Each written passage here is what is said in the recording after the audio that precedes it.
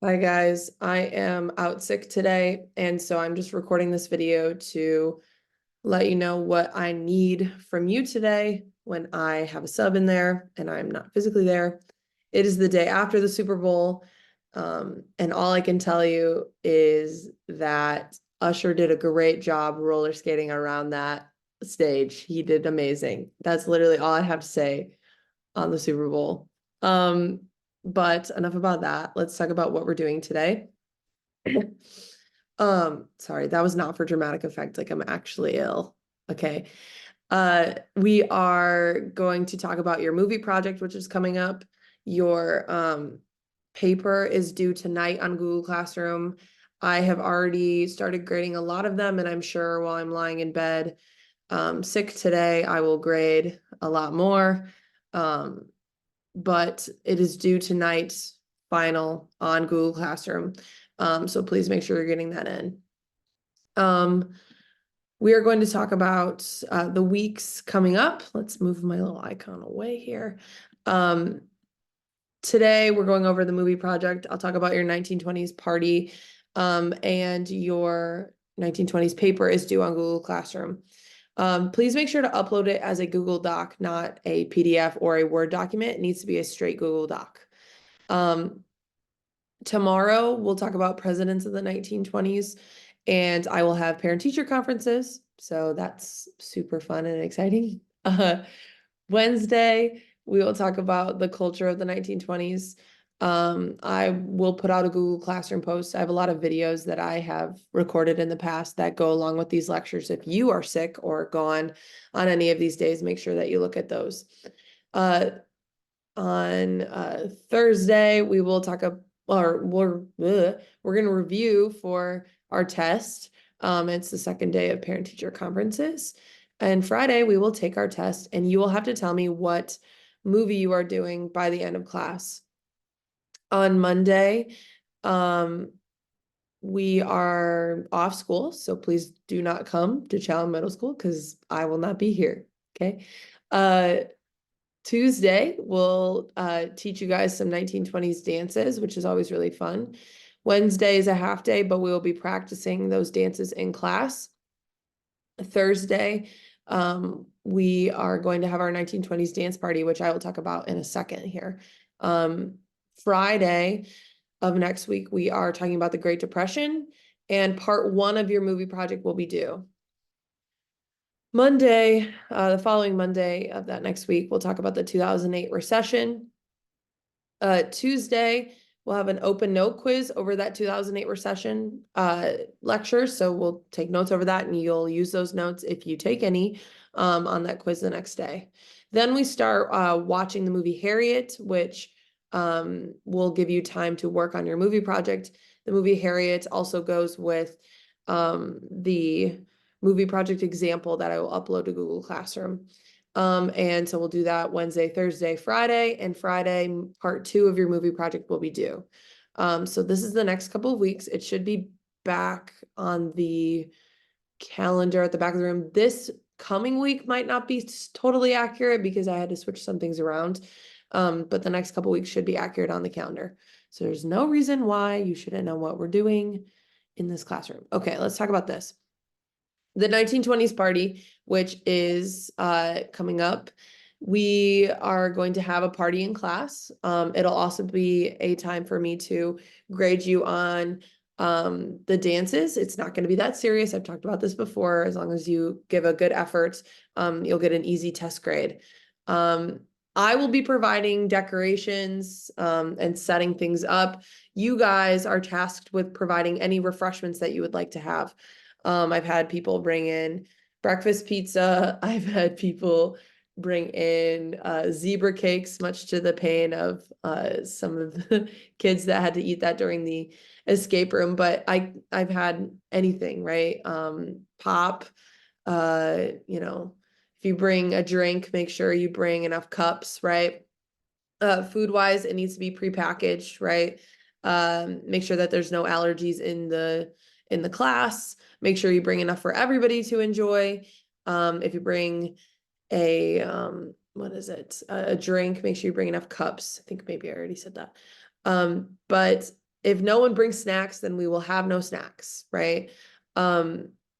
I provide a lot of things for the classroom in general. I know it may not seem like it, but a lot of the activities and games that we play, I provide a lot of those materials. And so just this one time, I'm asking that you provide, some things for our class, for our party. But I mean, if we don't have anybody bring it in, or we have one person bring one thing in, that's just how it's going to be. Okay. And if you have questions on that, let me know. I'm gonna have a sign up sheet when I'm back and not ill, right, at home. When I'm back in class, I'll make a sign up sheet, but please just start thinking about that. Okay, let's talk about your history movie project. You should have grabbed a paper from the back of the room, unless they were moved, but there should be a huge stack there. Your next paper is going to be on a movie made about historical events. In this paper, sorry, my goodness, you will describe parts that are not historically accurate, examine bias of writers, directors, and or producers. So bias meaning favoring one side or the other, right? If it's about a particular person, are they leaving things out, right? For example, in the movie Lincoln, right? Are they leaving things out of his life to make him seem like a better person? That would be bias, right? This paper is going to be 4 to 6 pages long. You're also going to give a brief presentation on your findings. So it's kind of like a paper presentation hybrid. It's basically you just talking about the movie. So the people groaning right now being like, oh my God, a paper and a presentation. Like, I don't want to hear it. It's not going to be that bad. It's okay, right? It'll be fine. So here's the paper, the rubric. You will lose 1 point for every line of work short of 4 pages. So the paper has to be at least a full 4 pages long. And once I say like what's in the paper, it's going to be a little bit more easy to digest like this assignment. It's not as bad as you might think it is. But like always, the paper needs to be double spaced, Times New Roman, 12-point size fonts, little to no grammar mistakes, 5 references used, okay? So 5 sources total. 1 would be the movie itself. So really you just need 4 other sources besides the movie. A bibliography page like we learned last week, and we talked about this whole time, using EasyBib to cite that stuff, using footnotes like we did in the last paper, or we should have done in the last paper. And all that information is always on Google Classroom. 20 points. All those previous ones were 5 points, but 20 points for, once again, having formatting. Okay, this seems repetitive, but it's important that we have the right font, the right size, double space, left aligned, paragraphs indented, right? That's a big chunk of your points here. Then we get into the parts. So you notice when we talked about the calendars, we looked at when different parts were due. And so part 1 is 15 points. It will be a synopsis of your film.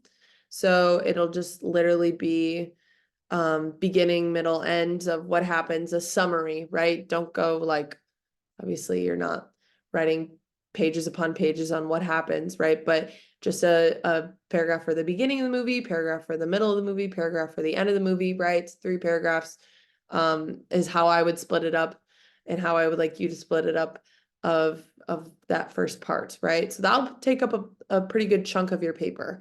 Part 2 is a historical account of the content of the film covered, okay? Using primary and secondary sources. You must have a primary and a secondary source.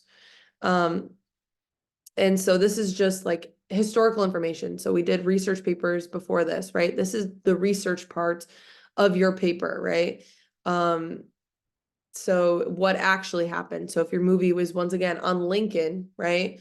You are going to talk about in the first part 1, what happened in the actual movie. And then part 2, you're going to dive into the actual person, right? Lincoln, his life, all that stuff, right? What was portrayed in the movie, talking about it in real life, okay? Part 3, another 15 points. Correctly identifying the differences between the historical accounts and the portrayal of the film. So what happened in real life versus what happened in the movie. The differences between the two. Maybe they created a character that didn't exist, right? Or they combined a character, or they combined a bunch of characters into one character, right? They've done that before in movies. So the differences between the movie and what happened in real life. That's part 3. Part 4, talking about the bias, right? So we talked about this earlier. The bias, meaning the directors, the filmmakers, right? Why would they portray the people in the way that they did, right? Did they portray one person better than the other, right? Talking about bias, right?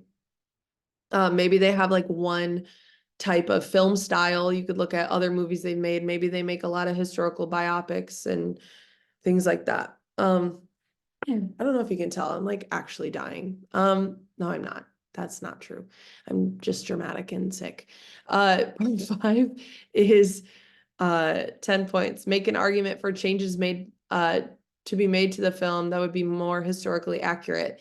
So anything that you would change, this is like an opinion part, right? There's no right or wrong answer. What would you change about the film to make it better? And don't just say, oh, it's all bad, I would change it all, right? Like specific things you would change, right? And it's for a total of 100 points. Here are some picks that me, Mr. Snow, and Mr. Snow's student teacher, Mr. Heckert, have picked. You can look at those. These are not the only options. We have also organized them and we reorganized them. You're welcome.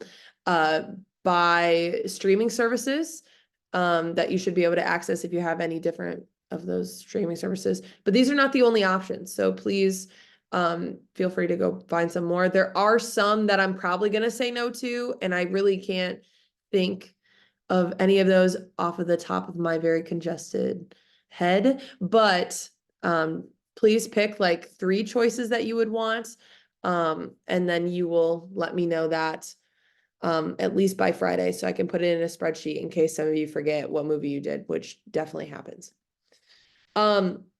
This is only if your movie is rated R. I know it says PG-13. I just use it as an example, and I should have changed it to R, but please give me a break.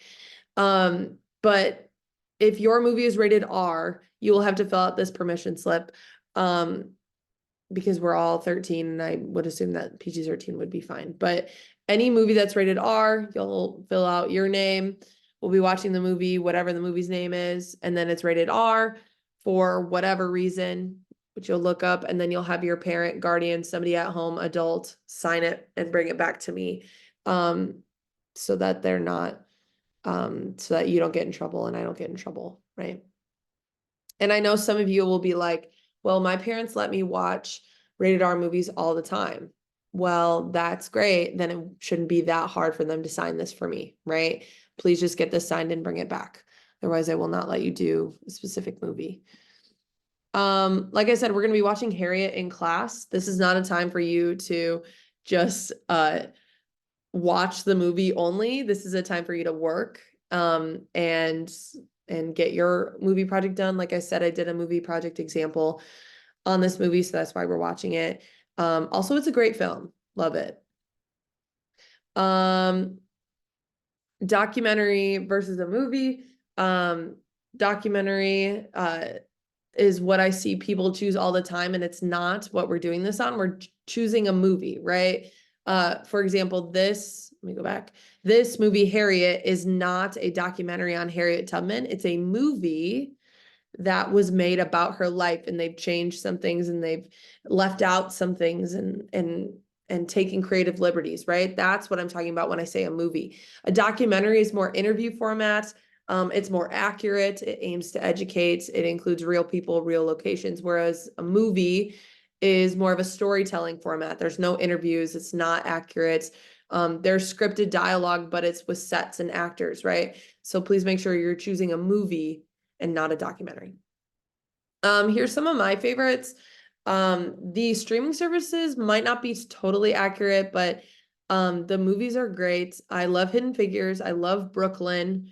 Hidden Figures and Brooklyn are both amazing. I'm sure you've seen Hidden Figures before, but Brooklyn is so great. Unbroken, if you like sports and particular distance running, is about Louis Zambrini, a track athlete that gets captured and sent to a prison camp. And I'm not doing that justice right now, but just it's great. Loving is about the court case Loving versus Virginia, I believe. And it talks about like interracial marriage and how it was illegal for a really, really long time. Here's some more that I like. The Butler's good. I watched that when I like a long time ago. Anyway, Apollo 13, always great. Tom Hanks, love him. Race is a movie that my college track coach used to show on the bus before meets. And so it's about Jesse Owens and another track athlete. If you're interested, it's a good movie. The Monuments Men, also a good one. Talking about how the Nazis took a lot of the artifacts during World War II and they like hid them all over the place. And so these guys are like art historians, not necessarily soldiers, but art historians going in and trying to find all these art pieces and make sure that they are not destroyed. And once again, not doing that justice. But anyway, that I think is all I have for you. A reminder once again that your that your 1920s paper is due tonight on Google Classroom, and your movie project topic, the movie that you're doing, is going to be due on Friday.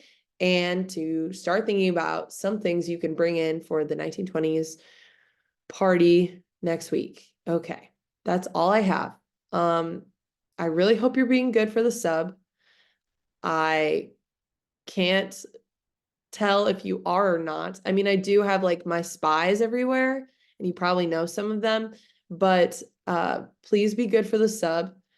I'm rarely ever gone. And so the one time that I am, which is today, if you are bad, it will not be good for you moving forward in the times that I'm gone. It will not be good. Okay. So please, please, please make sure you're good for the sub. Make sure you behave. Unless you want new assigned seats, right? That would be the big punishment. I'm just rambling at this point. I'm gonna go lay down and I will see you hopefully on Tuesday. I will see you on Tuesday. That's a promise. And yeah, I don't know.